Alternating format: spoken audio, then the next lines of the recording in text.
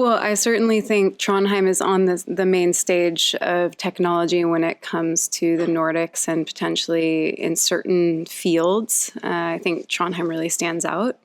But I think one of the key things about Trondheim is the balance and the lifestyle that surrounds the tech community and the tech ecosystem. Because without that, I don't think it's going to be so much of a draw for people to come here.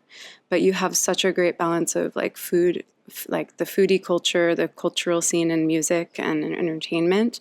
Then you have nature, and you have so many different industries here that are really thriving. So I think there's a really good balance outside of just tech. But this tech community is really prolific and it's growing. And that's very obvious. I think that we're going through a shift right now where the people who have been in decision-making powers, who are invited to be keynote speakers, who are invited to speak to politicians, who are very much referenced in the media, that needs to change. We need to open up. The second thing is that the work culture here, while it's very quick in some ways, people can commercialize an idea, put it, do 2 years of R&D, collaborate with a Horizon Europe project, and then have something that could be commercialized. Unfortunately, the business culture here is very much reliant on meetings. People spend a lot of time in meetings, drinking coffee in meetings, and that doesn't provide a lot of open time for actually doing stuff. The third thing is that there's a huge dependency on email in Trondheim. Can't tell you how many times I've heard, "Oh, Jaya, can't you just send me an email summary of that?" No, I cannot. Take notes. You're here. You can remember what your follow-up task is. I'm not going to spend an extra 10 minutes sending you an email. So those three things, I think, are hindrances to our growth. If somebody from your hometown in the US approaches you and says, "Oh, I'm wondering about moving to Trondheim," what would you say? I'd say you need to prepare and get some good clothing because what we think is winter in California is not winter. Second thing I'd say is you need to learn how to walk on ice because that was a learning curve for me. I actually thought I was going to do a Pecha Kucha on this once because I would literally study people walking in their flat Vans sneakers and I'm like, they're defying gravity. How are they doing this? And so I realized there's actually 3 different skill sets to ice walking. One is you either walk like a penguin. 2, you definitely don't do heel to toe.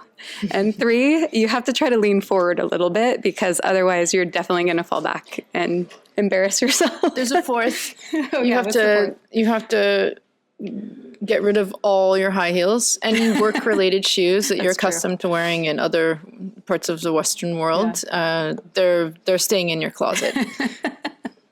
True. Pig deck. I'm not even sure that helps much, to be honest. Pig deck? Yeah, those are the spiky things on the bottom of your shoes. Yeah. Isn't that what the elderly wear? Yeah, they do. Or at least I was told that when I moved here. You can't wear the spikes because then you're classified as a senior citizen. I gladly wear the spikes, but people steal them every time you take them off and leave at meetings. It's like, oh, those are mine. No, yeah, I would say prepare for the seasons. So I've actually recruited people to Trondheim for businesses, but also my own sister moved here and works as a designer. So my darling Emma moved here and originally for a project that we were involved in. So I think a lot of people who are really interested in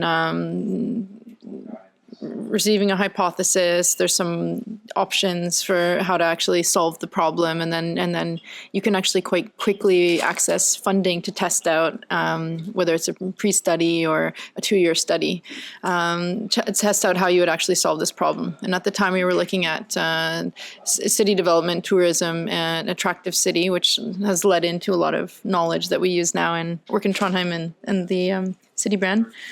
So we're able to bring people here because of the lifestyle, because you can have flexibility and autonomy in your workplace. You're not going to be micromanaged by mellomledere. Yeah, we need less of those.